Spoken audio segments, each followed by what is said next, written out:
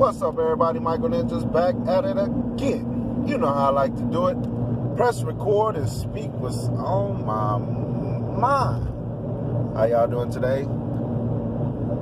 Hope you're having a wonderful day. Today was January 20, 2020. Martin Luther King Day. We had a wonderful day. Had a wonderful march. 300,000 people in San Antonio to attend, plus or minus. Still some big numbers. Largest in the nation. Something to be proud about. Not you, but here in San Antonio, we definitely proud. So,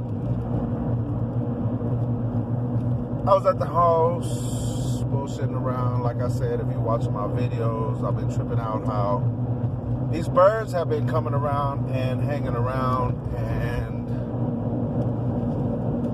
when I'm talking, conversating and everything. So it's been tripping me out. Now, I've been watching my videos and going across one of my videos, I came across this breathing exercise that the person that I learned it from, I actually tried it. Like, I did it, basically, you sit in a comfortable position or lay down, and what you do is you want to take deep breath, inhale and exhale, but you want to do this 30 times. So you would do this in a manner like this.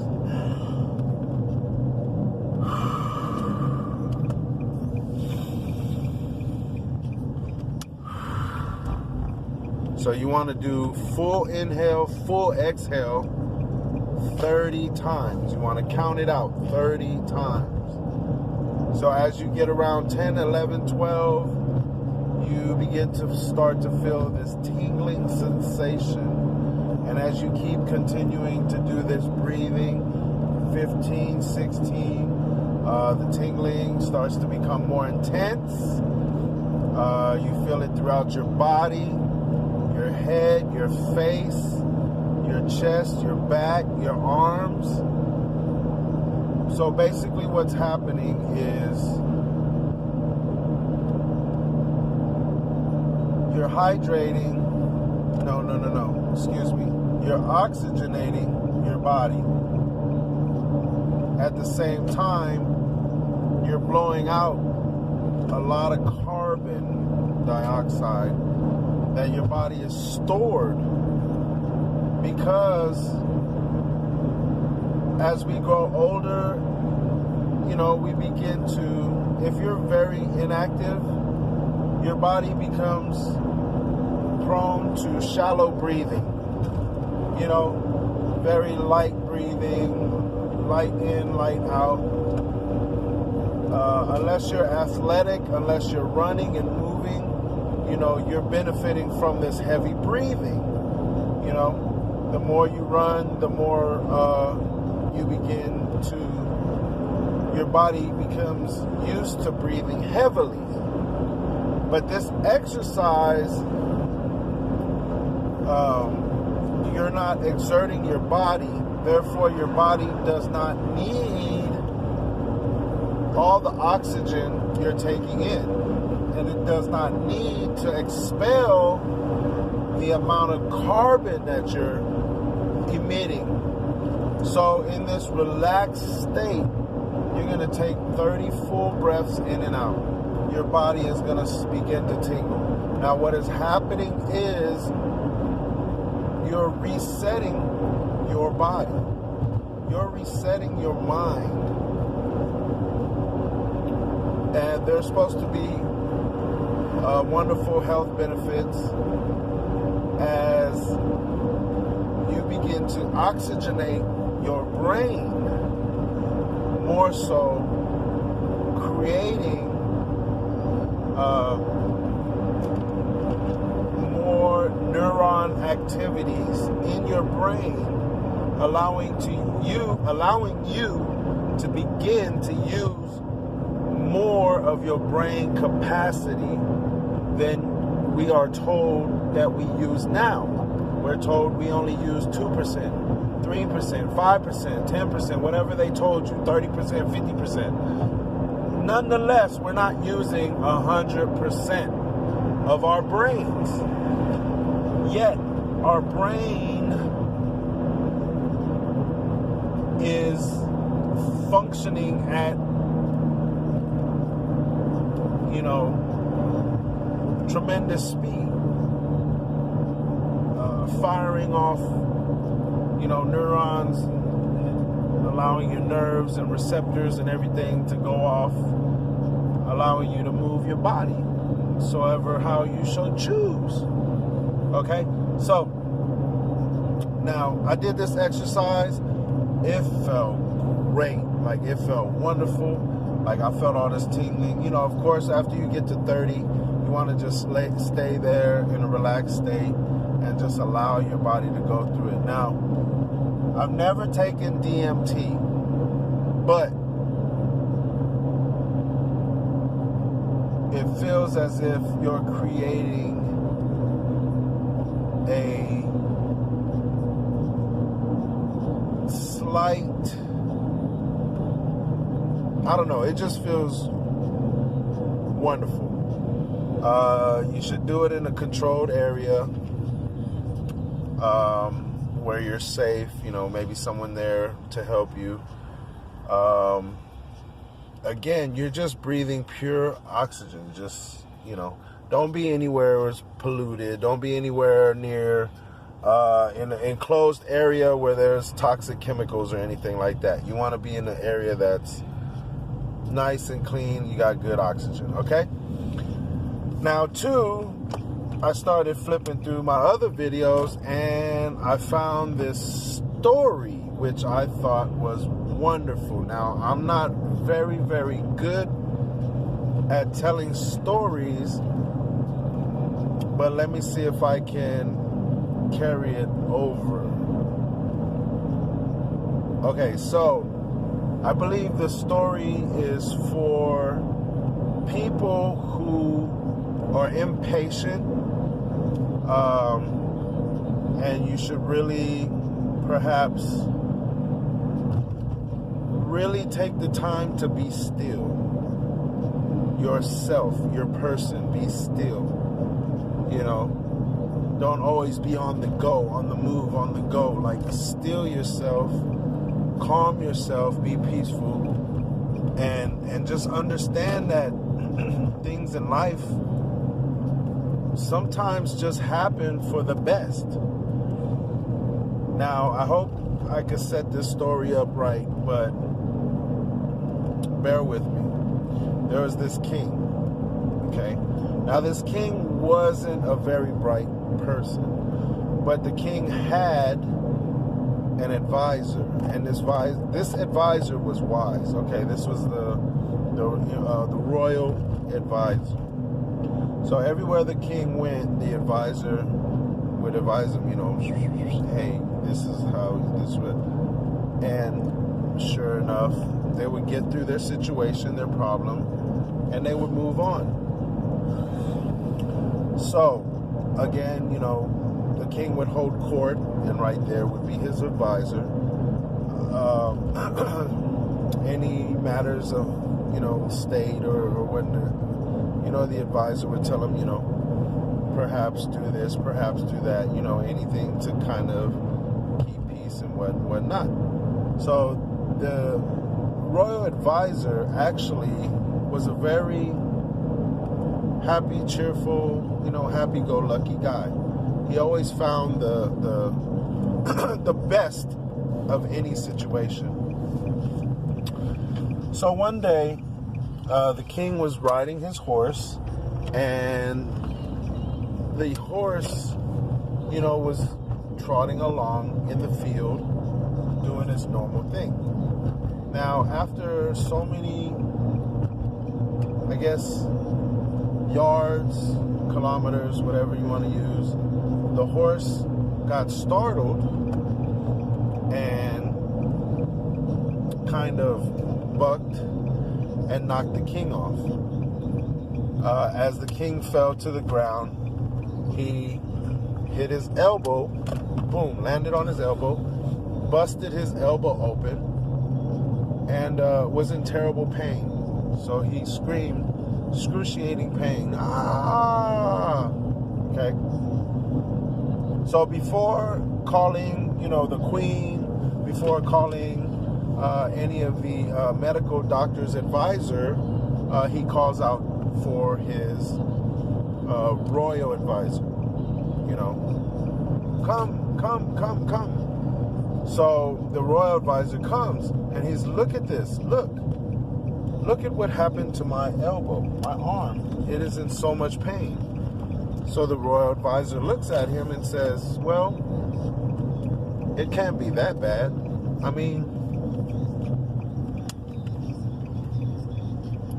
it's a good thing.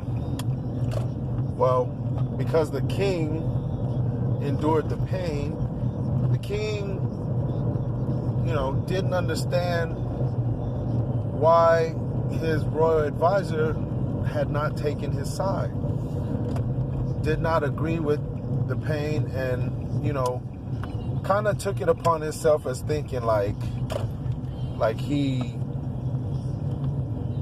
was glad that the king got hurt, so the king took it the wrong way. So the king called the guards, put him in jail. So the royal advisor, without a problem, without hesitation, accompanied with the guards, went to his cell and was placed in the cell. Now, as the royal advisor's in the cell, the king, the days go by, a week goes by. Now the king is out again on his own. So the king decides to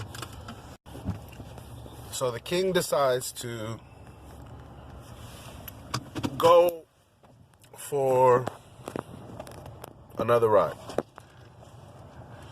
This time without the royal advisor. Of course, he's in jail.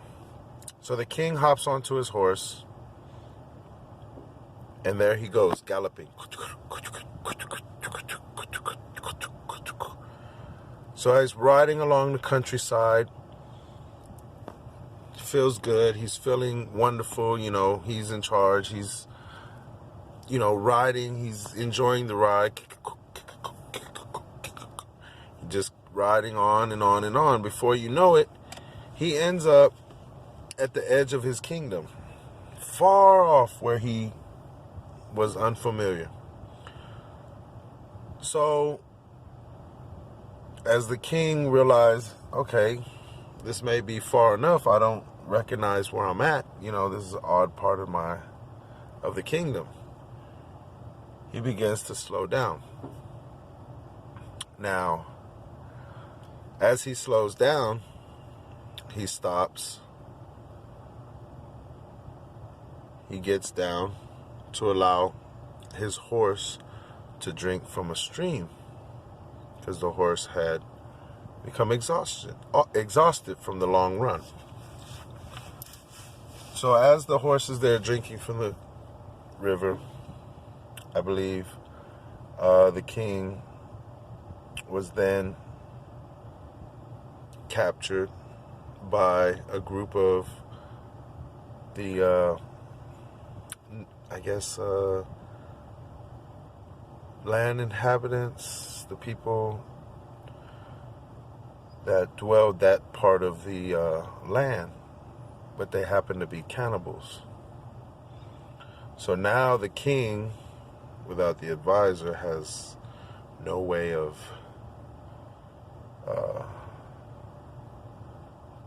getting himself out of this situation. So these native people got the king, sent word back to the village and said, hey, we got a big one here. So back at the village, they're starting the fire, they're getting everything ready because, we got a big, fat, plump king coming. And, you know, they're surely going to feast really well. So they get the king, they rope him up, and they take him back to their little village. So as they go, you know, they get there, the king's looking around.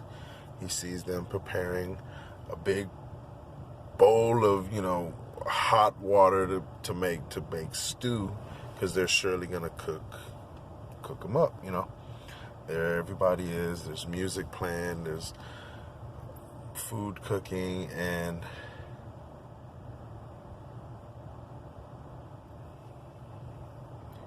here comes the feast. So as they begin to prepare the king, you know, they're going to wash him down, get him all nice and clean. They ripped off his sleeve. When they ripped off his sleeve, they noticed that his arm was already busted up and he was already damaged. So it was kind of one of those things where they couldn't go through with it because, you know, that's, you know, it's not right, you know, because the creature's already wounded, damaged, that you go and you know, eat it. So in a way, the king was lucky. They spared the king because he was wounded. They let him go. They put him back on his horse, slapped the horse, and off he went. Through the trails, back. Long ways. Back to his castle. As he got closer, his soldiers, his men, find him and guide him back to the castle. Now, as he returns, all his people around, you know, king. He said, oh my God. Where is my advisor? Get him out. He screams. He runs frantically down to the cellar, to where they held his advisor in jail. Oh my God, how stupid was I to overreact the day I busted my arm and you told me it was a good thing. And how hastily I acted in throwing you in jail. And he begins to tell him the story about how he took this long ride into the forest and came upon some savages with, you know, because they were cannibals, and they took him back to their village and they prepared to eat him. And that's when they discovered his busted arm. And by that, it allowed him to be free and come back. So he told him the whole story, and he was excited about it. Now, he tells him, I'm so sorry to put you in jail. You know, that was my experience. Like, how was your experience? How come, you know, you've been in jail for a week and you seem to, like, make it through without a problem? Like, you seem with a smile on your face. So the advisor, once again, more intelligent, more smarter than the king, obviously, tells him, well, I have no problem with you putting me in jail. It is what it is. It's exactly perfect. I have no quarrel with your decision. So the king's like, why? Why are you not mad at me? Why are you not upset that I threw you in jail for the simple fact that you spoke your mind? He said, because the fact that I'm your advisor. I'm always by your side. He goes, it was best and actually a good thing that you put me in jail. King said, why? Why would you think it's a good thing to be in jail? Well, because if you would have took this ride, I would have went with you. I'm always with you. We would have gotten lost. We would have gotten captured. They would have tried to eat you, found that you were damaged. Well,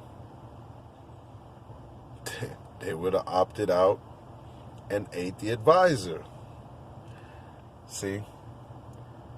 So even though it might have been a bad situation, a good thing came out of it. You feel me? Had the advisor gone along, that would have been the end of the advisor. He would have been shish kebab. He would have been Korean barbecue, bulgogi. He would have been barbecued. He would have been Jason's Deli. He would have been chop suey. You feel me?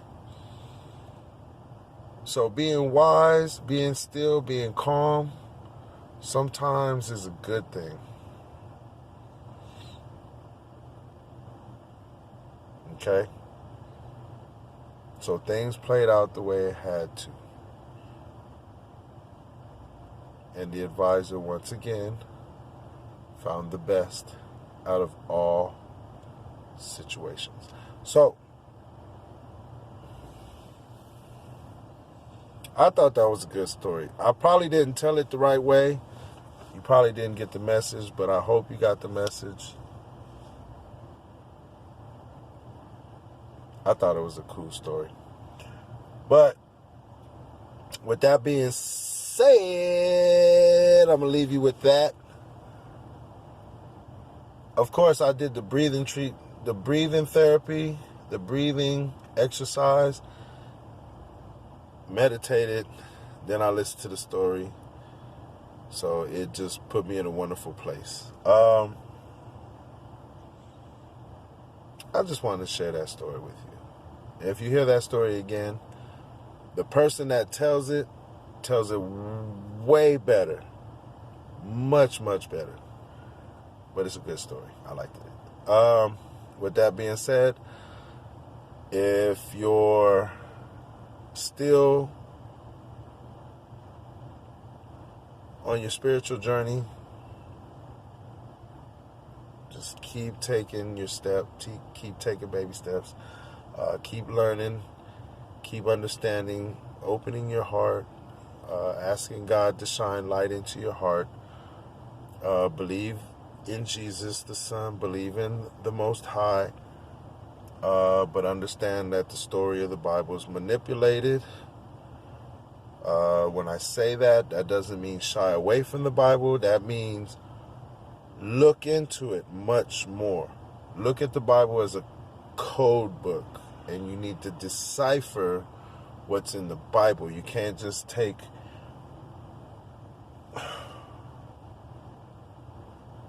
let's just say my purpose. Again, if you watch my Genesis is the main story I can't get past. And I can't get past a certain portion of Genesis. So the main thing is we are here for one purpose and one reason. And that is to uplift the consciousness, the vibration of this planet, and move it forward, okay, into the future. It's not gonna be easy.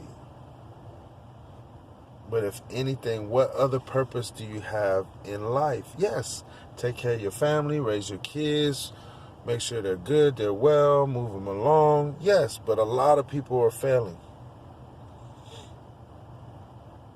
Might not be your fault. Might not be anyone's fault. It's just the way society is. People are moving so much faster.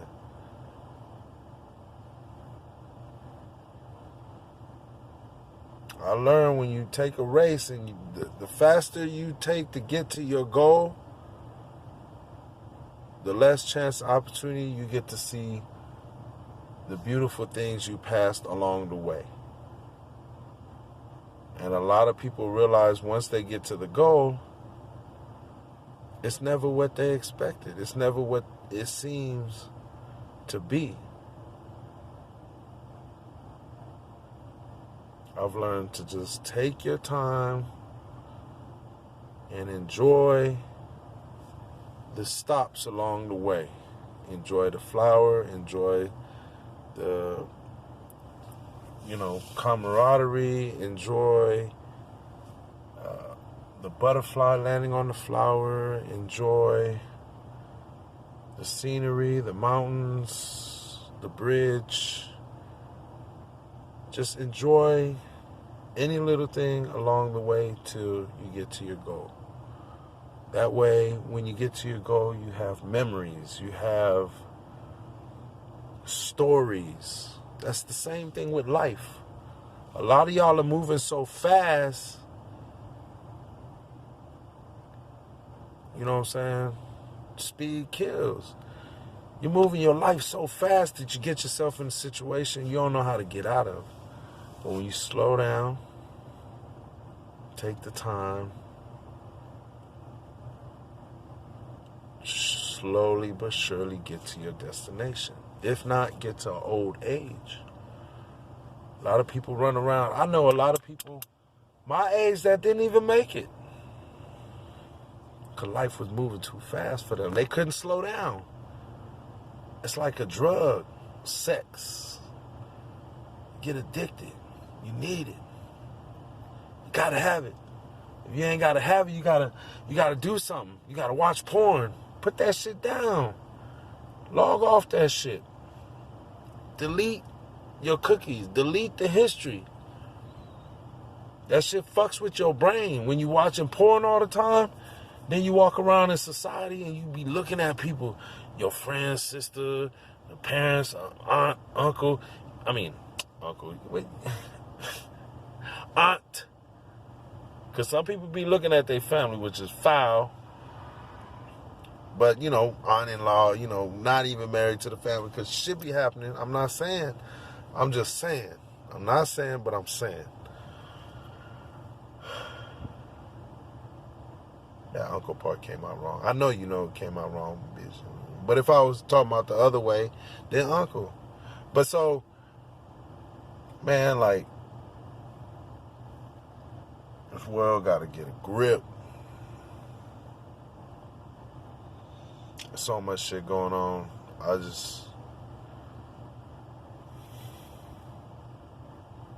What to do. You got ideas?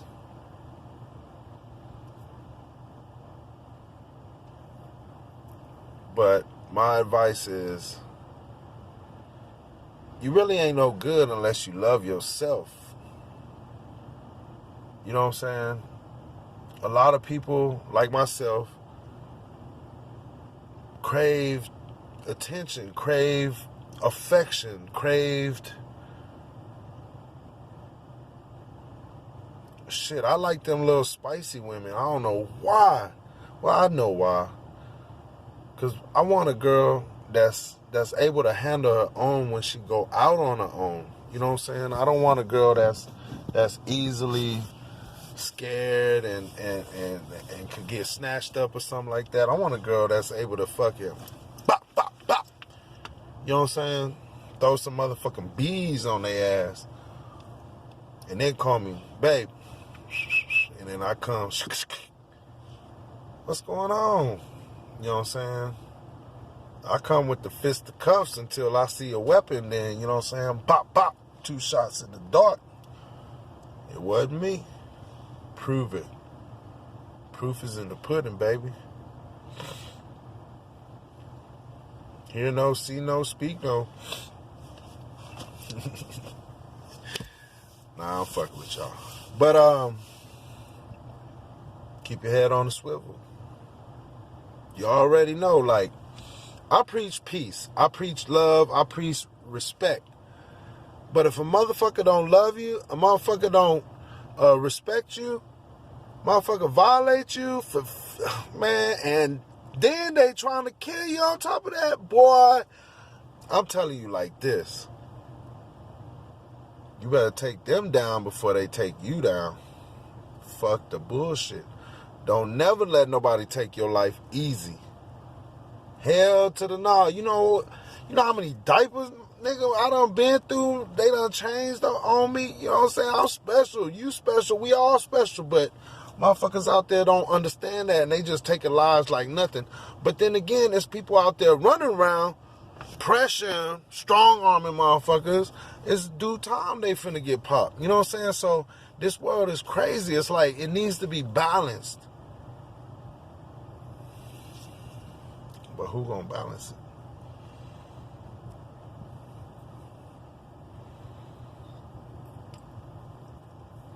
I can't change the world. I can change myself. I could tell somebody how to change or what I did to change myself, and hopefully they could take that advice and do the same thing.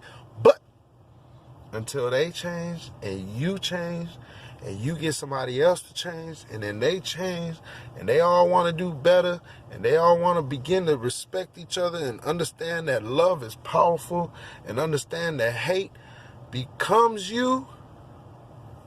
Got the motherfucking law watching you. They sitting on the corner.